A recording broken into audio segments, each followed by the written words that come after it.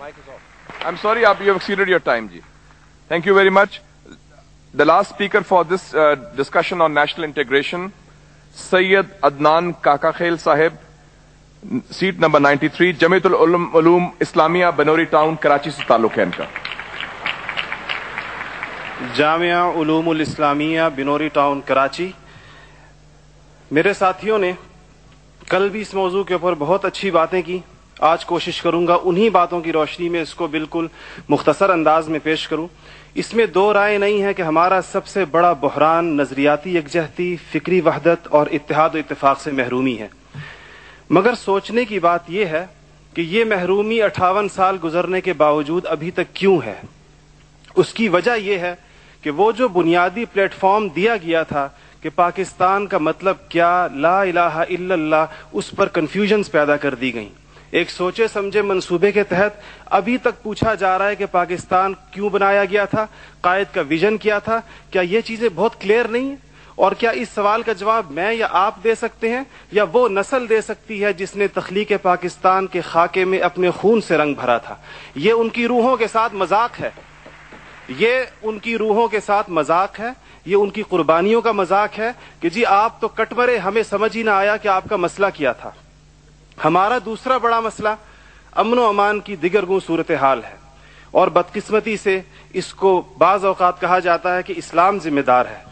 हालांकि कुरान का मुताला बताता है कि सबसे ज्यादा इस्लाम अमन व अमान के ऊपर जोर देता है. इब्राहीम अलैहिस्सलाम की दुआ तो जरा देखिए. मईशत की बात बाद में करते हैं, इकोनॉमी की बात बाद में करते हैं, पहले अमन की बात करते हैं. फरमाते हैं रब्बि जअल हाज़ल बलद आमिना, इलाही मेरी इस बस्ती को अमन का गहवारा बना दे. फिर फरमाते हैं वर्ज़ुक़ अहलहु मिनस समरात, इसमें रहने वालों को इनकी मईशत भी ठीक कर दीजिए. और अल्लाह ताला भी जब अपने इनामात गिनवाते हैं तो फरमाते हैं इब्राहीम अलैहिस्सलाम को कि वइज़ जअलनल बैत मसाबतन लिन्नासि व अमना, हमने आपको एक ऐसी जगह बसाया जिसको बार बार आने की जगह और अमन का गहवारा बनाया.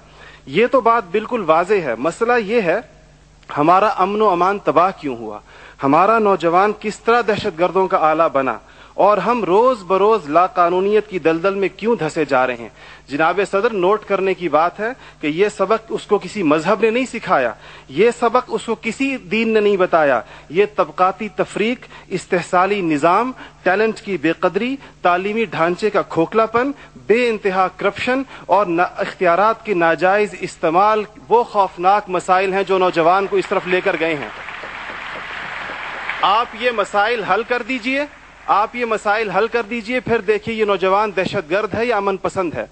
हमारा तीसरा सबसे बड़ा मसला जो इस वक्त बहुत अहमियत का हामिल है, जमहूरी रिवायात का फुकदान है. हम अभी तक हकीकी जमहूरी कल्चर और अवामी मैंडेट के एहतराम के माहौल को पैदा करने में नाकाम रहे हैं. टूटती बनती असम्बलियों, इंतखाबी धांधलियों और जनाब सदर अहम कौमी मसाइल में पार्लियामेंट को बाईपास करने की रिवायात ने अवाम का एतमाद मौजूदा पॉलिटिकल सिस्टम से उठा दिया है. इसके लिए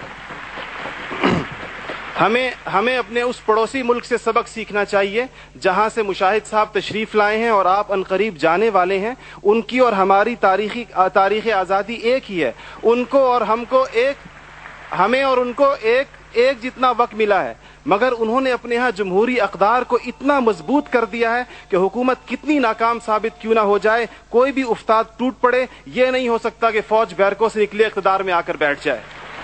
इसी तरह जनाब सदर, मैं ये समझता हूं कि आज इस हॉल में लगी हुई कायद की तस्वीर आपसे पूछ रही है, आगे आप खड़े हुए हैं कि जनरल तुम तो सरहदों के रखवाले हो, तुमको ईवान इख्तिदार की राह किसने दिखाई है. और जनाब वाली, जनाब आला, हमारा तीसरा सबसे बड़ा मसला एलीट क्लास इकोनॉमी है. आपके आदाद शुमार के जादूगर कह रहे हैं कि मईशत तरक्की कर रही है, ज़र मुबादला के ज़खायर बढ़ रहे हैं, कर्जे कम हो गए हैं, कशकोल टूट गई है. आप बार बार कहते हैं पहले हम मांगने जाते थे, अब हम देने जाते हैं. और अवाम हैरान है कि खुदाया क्या माजरा है. मईशत तरक्की कर रही है, गरीब का चूल्हा बुझ रहा है, ज़र मुबादला के ज़खायर बढ़ रहे हैं, पेट्रोल की कीमतें आसमान से बातें कर रही हैं, रुपए की روپے کی قیمت ڈی ویلیو ہوتے ہوتے کہاں آ کھڑی ہوئی ہے. اور اس کے بعد ایک اور بات جناب صدر, آپ نے کہا کہ بسنت منانے سے کچھ نہیں ہوتا. اسلام تفریح سے ہرگز منع نہیں کرتا بلکہ صحت مند تفریح کی حوصلہ افزائی کرتا ہے, مگر خدارا محروموں لاچاروں کی آرزوؤں کے مزار پر دھما چوکڑی نہ مچائی جائے. دیکھیں اسلام یہ کہتا ہے اگر ایک گھر کے اندر ایک عجیب تاثر ہے, ٹھیک ہے لوگ انفرادی طور پہ پتنگ اڑائیں, کوئی اس کو حرام نہیں کہتا, مگر جب ایک غریب دیکھتا ہے کہ میرے پیٹ میں روٹی نہیں, میرا صدر پتنگ بازی کر رہا ہے, تو وہ یوں سمجھتا ہے کہ ہمارے درمیان کوئی گیپ ہے.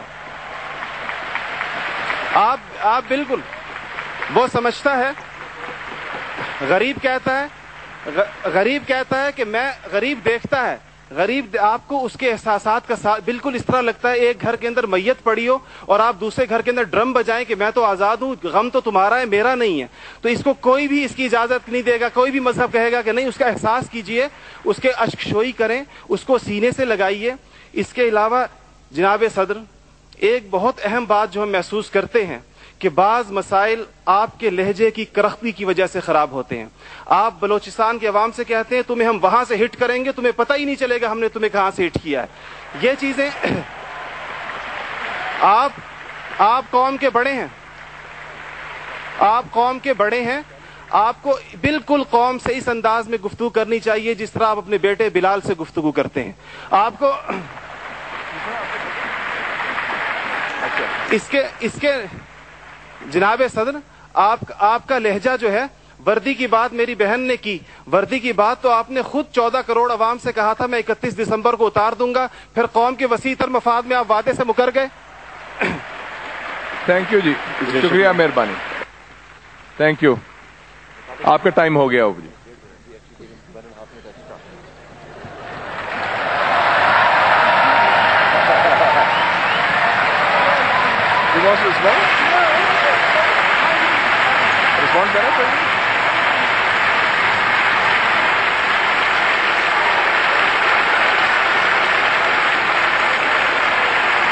Okay.